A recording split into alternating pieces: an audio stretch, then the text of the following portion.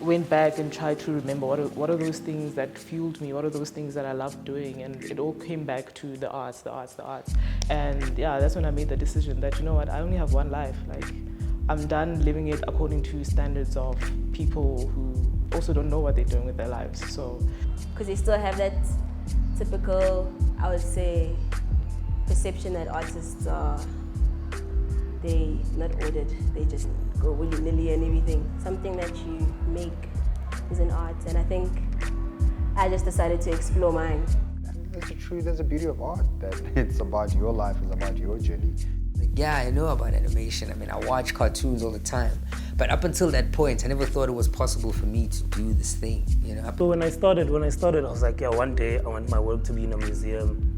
One day I want my work to be in a magazine. And then once your work is in a publication, I mean, you can't stop, because it's like, oh, okay, now I want it to be in this publication.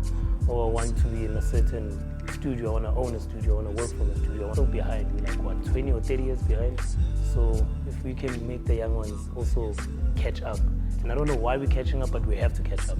How do you make the young child respect those little doodles that they make? How do we balance out the visual landscape, you know, the content landscape? That's about where you come from, because I feel like everyone has their own opinion on art. Everyone sees art differently. So you just basically expressing yourself as a creative, as an artist, as whatever it is. It's you allowing people to just be themselves. Something that I think the art world needs, and it's an inspiration that allows us as African artists also to embrace who we are as African artists, and to embrace what we see around us and put that in our art, and not have to do art that conforms. You can come up with fantasy work even if you're from the hood. You don't have to come up with struggle identity concepts because you're from the hood.